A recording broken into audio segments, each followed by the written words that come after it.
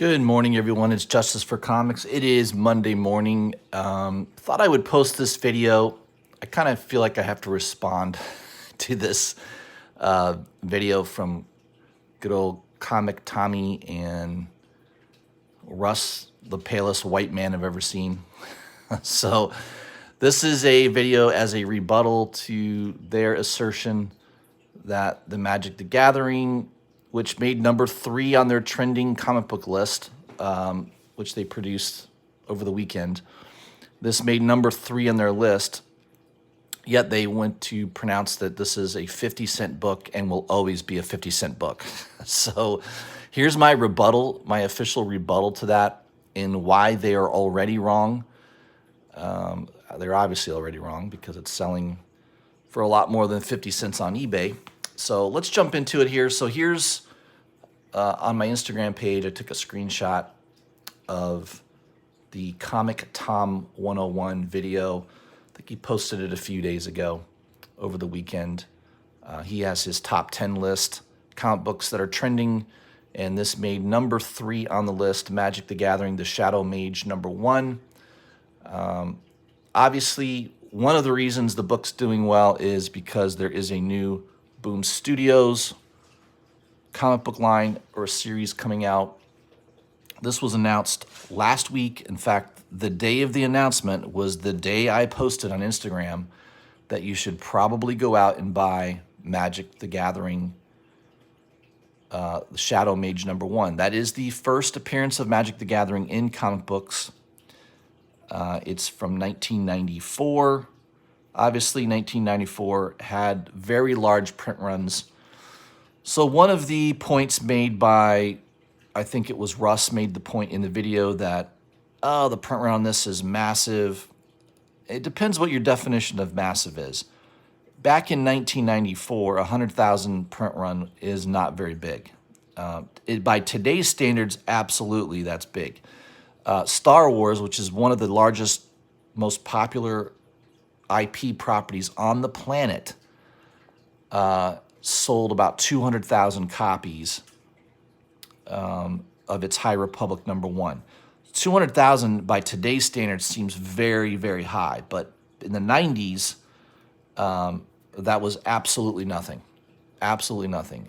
You've got Image books that sold in the millions, Youngblood, Spawn.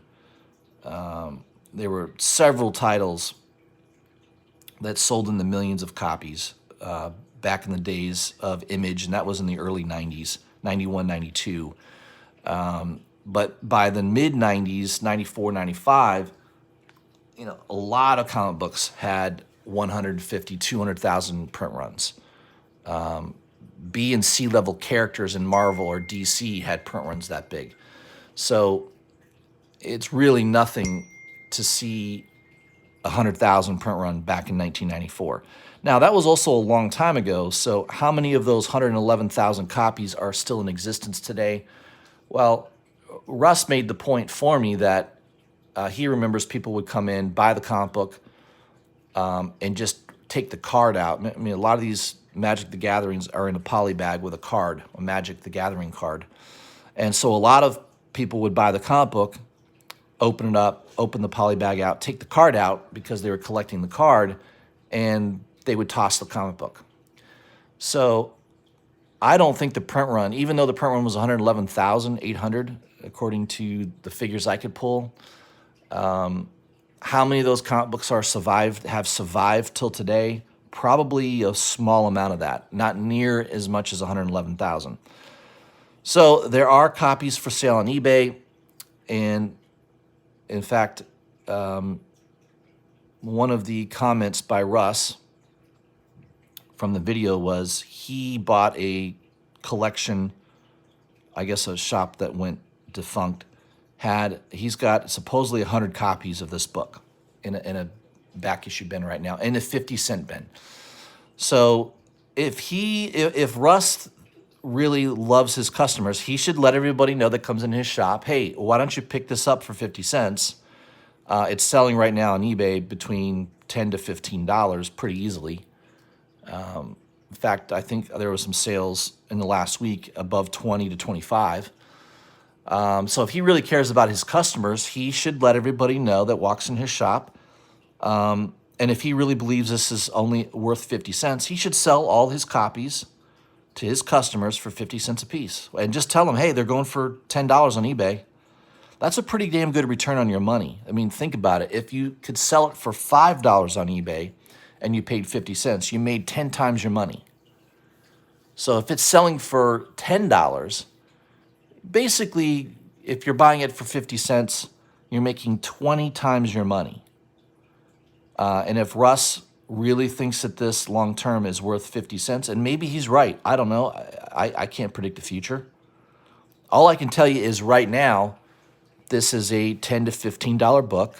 And anyone that listened to me last week, if you followed my Instagram, if you watched my videos, I told everyone, you may want to pick up a copy of this. I didn't go tell people to pay $10, $15 a copy. I told people to buy them in dollar bins. Go look for them at your local comic book shop. I'm sure there's a supply of them. Most people are not paying attention. Most shop owners are definitely not paying attention. My job is to point out opportunities, speculation opportunities. And if you listen to me, you have already done well. I already have people that have messaged me saying they bought several of these for $1 a piece, and they've already sold them for 10 bucks on eBay. So long term, what's this going to be worth? I have no idea. All I can tell you is there is a comic book series coming in April that looks pretty good. I don't know why CBR's pictures aren't loading here. But there seems like there's a good creative team on it. Boom Studios has been on fire lately. I don't expect the comic book to be crappy. I'm pretty sure it'll be pretty nice condition. It'll have a nice story to it. Production quality will be nice on the comic book. But so even if there wasn't a Netflix show, the fact that there's a new comic book series is going to increase attention on that property, Magic the Gathering. So think about it. ComicTom and Russ literally believe that, oh yeah, if the Boom Studios comic book does really, really well, nobody's going to want that first appearance of Magic the Gathering. No one's going to say, hey, do you have the Magic the Gathering first appearance in comic books? To make the assumption that people are not going to care about that older comic book that is basically the first appearance of Magic the Gathering in comic book form, I think is ridiculous. Of course people are going to care. And I think what this comic book series, what that original comic book has going for it as well, is the TV series. The Netflix show that's coming out at some point in 2020. Joe and Anthony Russo, the Russo brothers, these are the executive producers that did the Avengers, Infinity War, Avengers Endgame. Obviously, these guys are a big deal in the movie business. They are huge Magic the Gathering fans. That's one of the reasons they decided they wanted to be involved in this property. They're huge Magic the Gathering fans. So I'm pretty sure that the quality of the TV series will be really, really good. It is going to be animated. Some people think that that's a drawback. I don't think it is. If the animation is really, really good, high quality, and it's just done very well, I think it could be way better than live action. I mean, what comes to mind is The Witcher, right? The Witcher came out last year, or well over a year ago. The only thing good about it was Henry Cavill. I like him. I think he's a decent actor. That was the only thing that was good about that show, was him. The rest of it was not very good. The storyline was weak. And I don't know if you'll see a Witcher season 2 on that. I don't think you will. But that comic book was a $5 back issue, cover price comic book, Witcher #1, and it went to $100 overnight on a Netflix TV series that wasn't even very good. So imagine what a $1 $2, $3 comic book of a major property could do if this does really, really well on Netflix and gets very, very popular.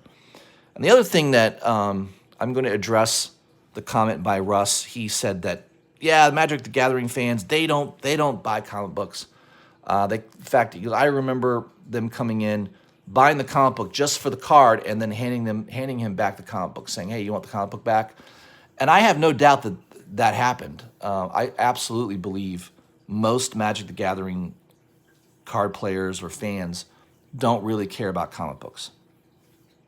Absolutely. In fact, I know many shops that host Magic the Gathering tournaments, and while there's people there playing the game, they're buying cards, they're not buying comic books. I mean, I've seen this firsthand myself. Most of those people that are into the cards, they're not going to spend their money on comic books. They would rather buy more packs of gaming cards. So I totally agree with that. But let's say 1%, maybe even as high as 5% of all the Magic Gathering fans out there decide that they want to buy the comic book or the first appearance of the comic book.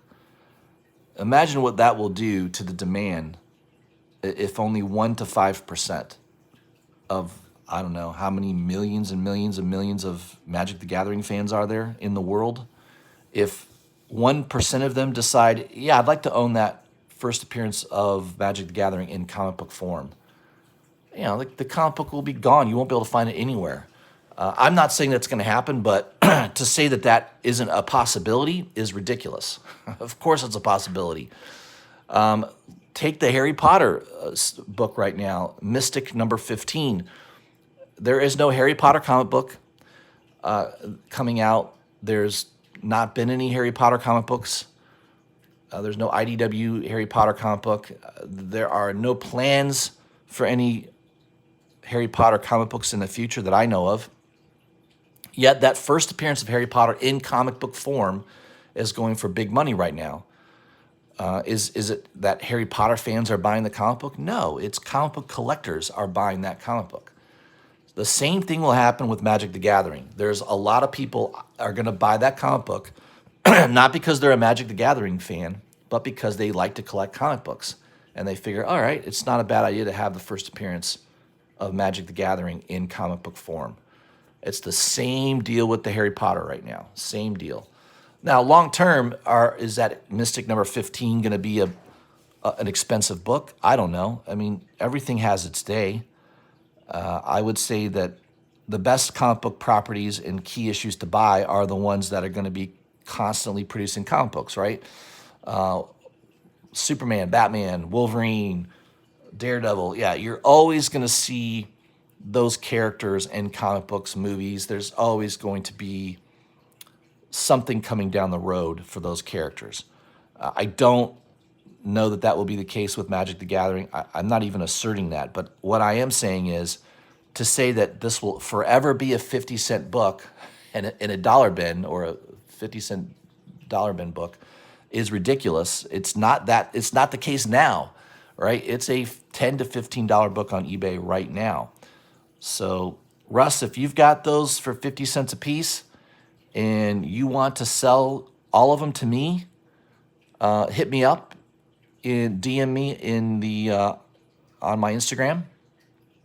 I'll be more than happy to pick up your 100 copies for 50 cents a piece, and I'll pay shipping, and you can ship the whole lot to me. No problem. I'll take them off your hands. No problem. I'm pretty sure he won't take me up on that. And if he's really a great guy, he should just tell his customers when they walk in, hey, why don't you pick this up for 50 cents? It's on eBay right now for $10 to $15. And then, you can give them the disclaimer that, yeah, down the road this will still be a 50-cent book, but you can flip it right now and make 10 times your money. So that's my comments on that.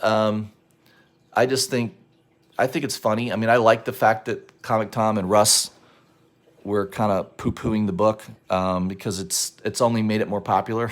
It's only made the price go up more. And of course, they did slam somebody for buying CGC graded copy for $175. It is the only one on the census, so there was one person that decided to send in that book to get it graded. I don't know. I mean, if this book continues to go up in value, you're probably going to be seeing a lot more CGC submissions. So maybe that guy that spent $175, he might have made a wise investment. Who knows? Only time will tell. But I'm pretty sure that this book is not going to be a 50-cent or $1 bin book for, for a while. It's going to be up there. There's going to be interest on this title. And the Netflix show, I think the production value is going to be fantastic. The comic book from Boom Studios looks like it's going to be good. And to make the assumption that nobody that's interested in the comic book from Boom Studios, nobody that's interested in the Magic the Gathering Netflix show is going to be interested in this first appearance in comic book form, I think is absolutely ridiculous. So that's my opinion. I've been in the comic book business longer than these two yahoos. I've been collecting. First of all, I'm a lot older than both of them. And first of all, I've been collecting longer than them. Yes, Russ is a comic book shop owner. I'm sure he has lots of knowledge.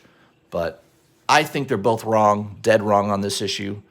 I'm not telling you to go out and spend $10, $15 right now for this book. But if you happen to find it in a $1 bin, 50-cent bin, yeah, I think you're nuts not to buy it. You could make money on it right now. And if Russ wants to sell me his 100 issues at 50 cents a piece, DM me, my friend. I'll buy them all from you. I'll pay shipping. Not a problem. I'll take them all off your hands. So that's my comments, guys. I hope you all have a great week. I will be back on a live stream on Tuesday and Thursday. If you haven't already, please subscribe to my channel. Hit the bell for notifications.